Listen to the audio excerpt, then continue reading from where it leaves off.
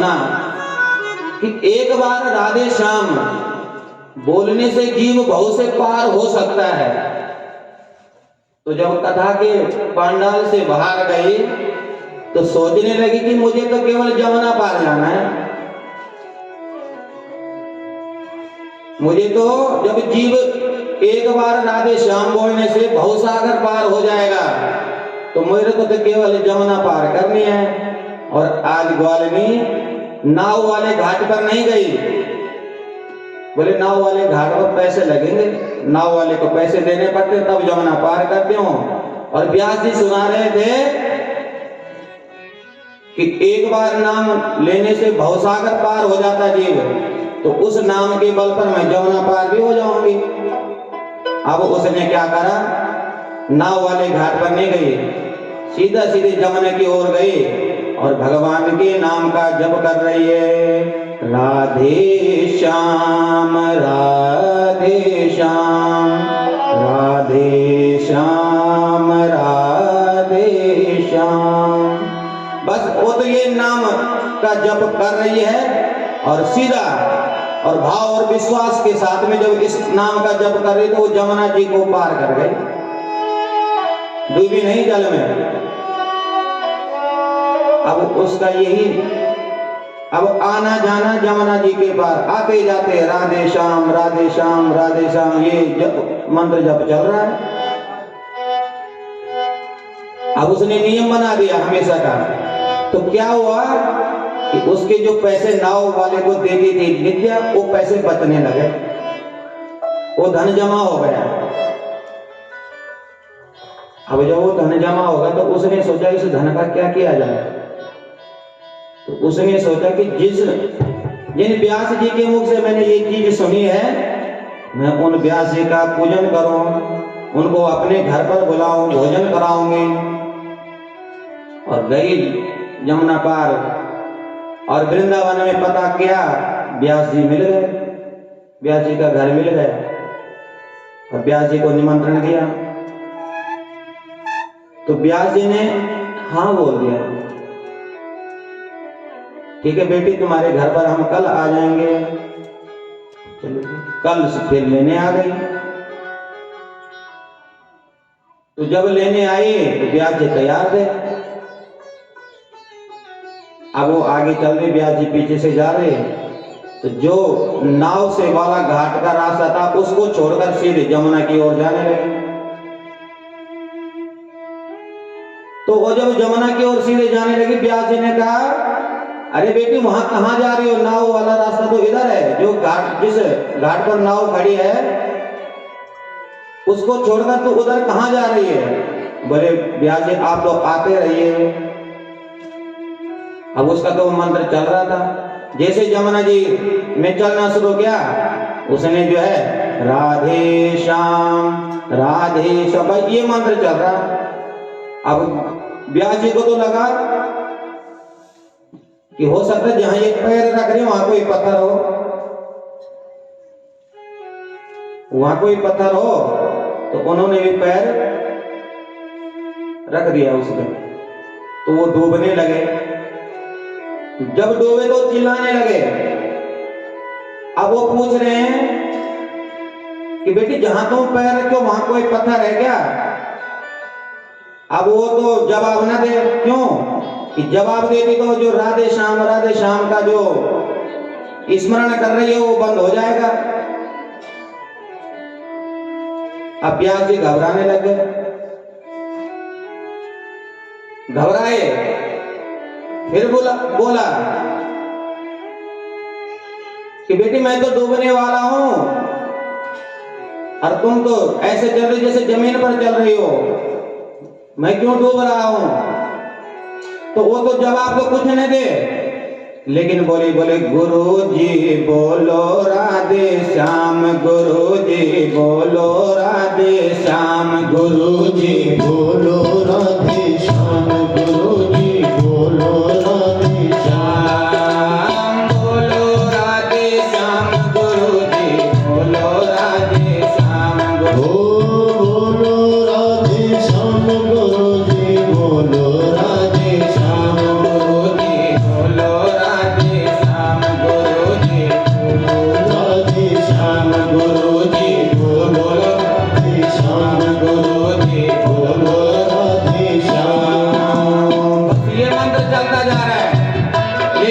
गुरुजी फिर भी डुबकी लगा के जा रहे हैं और वो जैसे धरती पर चलते हुए सी चल रही है। अब गुरुजी घबरा गए। गुरुजी तो सोच रहे कि ये मुझे कहीं मारने ना ले जा रही हो, कौन बचाए इससे मुझे। तो गुरुजी को लगा भगवान ही मुझे बचा सकते हैं।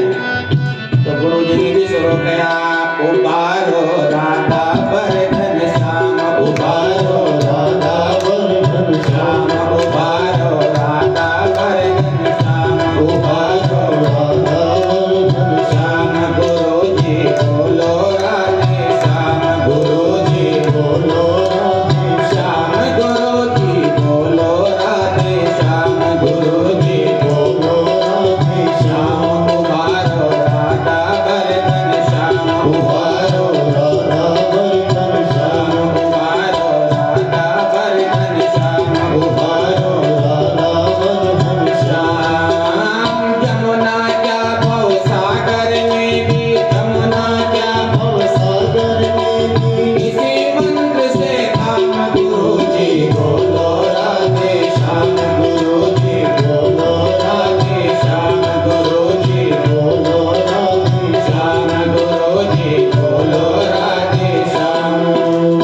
पार जाओ जमुना मैया के, पार जाओ जमुना मैया के, रोज सवेरे शाम गुरुजी बोलो राधे श्याम, गुरुजी बोलो राधे श्याम, गुरुजी बोलो राधे श्याम, गुरुजी बोलो राधे श्याम। और गुरुजी कह रहे उबारो राधा पर घनश्याम, ग्वाले ने कह रहे गुरुजी बोलो राधे श्याम। और ना भगवान नाम का सहारा लेकर भगवत रूपी नाव में दोनों बैठकर जमुना पार हो गए। अब गुरुजी घर पे ले गए, अच्छा सा अतिथि पूजन किया, गुरुजी का भोजन इत्यादि किया और अंत में जब उसने गुरुजी को दक्षिणा इत्यादि दी, तब गुरुजी ने पूछा कि बेटी ये बता, जब तू जमुना में चल रही थी तो तू ऐसे चल रही थी जैसे जमीन पर चलते हो, लेकिन मैं गोते लगाते लगाते आया, इसका कारण क्या है? बोले गुरुजी, धन को सुध संतति को अभिमान भरे अपने मन में, यदि प्रीति प्रतीति करे प्रभु सो, तो नर को न करे विनीति क्षण में। बोले बस गुरुजी, हम क्या करते हैं, अपने तन धन के अभिमान में भरे रहते हैं और फिर अगर अभिमान में हैं हम तन और धन के और फिर भगवत नाम ले रहे हैं, फिर वो काम नहीं आता उस समय। और अगर हमारी सच्ची प्रीति है, अनन्य शरणागति भगवान के प्रति है और अगर हम फिर उस नाम को लें, फिर वो नाव का काम करता है, वो नाव का काम करता है। और आज गुरुजी धन्य हो गए। ग्वालिनी बोली, क्योंकि गुरुजी ने पूछा कि ये मंत्र तुम्हें कहां से मिला, अरे जो ज्ञान तुमको मिला है कहां से मिला? तो ग्वालिनी ने कहा, जिसने दिया विनीत मंत्र ये पावन प्रभु का नाम, उन सदगुरु के चरणों में मेरा बारंबार प्रणाम। गुरुजी बोलो राधे श्याम, गुरुजी बोलो राधे श्याम, गुरुजी बोलो राधे श्याम, गुरुजी बोलो राधे श्याम, राधे श्याम बोल गुरुजी राधे श्याम।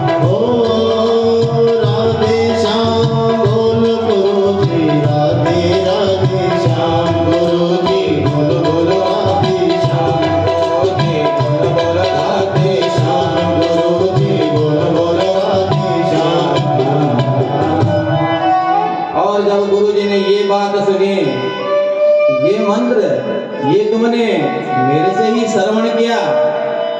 तो गुरुजी ने कहा, व्यास जी के नेत्रों में आंसू निकल आ गए। बोले वाह देवी, जिस विश्वास के साथ में तुमने इस नाम का जप किया है और जमुना को आर पार कर जाती हो।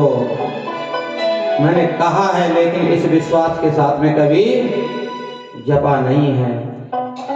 और भगवान नाम की महिमा क्या होती है ये आज मुझे पता लगा है।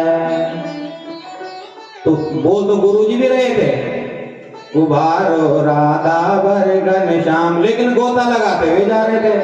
क्यों? फर्क है, कह तो सब रहे हैं, भगवान नाम का उच्चारण सब कर रहे हैं, लेकिन भाव नहीं है सबका एक भाव होता गुरु जी का, उसी की तरह ग्वालिनी की तरह अगर भाव होता तो वो गोता नहीं लगाते फिर जमुना जी में, वो भी ग्वालिनी की तरह चलते। कहने का मतलब क्या है, नाम हमको भी जप रहे हैं, लेकिन हो सकता मन कहीं हो, भगवान के चरणों में प्रेम हो और तब हम नाम जपें और विश्वास के साथ में, तब तो अपना चमत्कार करेगा। बोले भागवत भगवान की।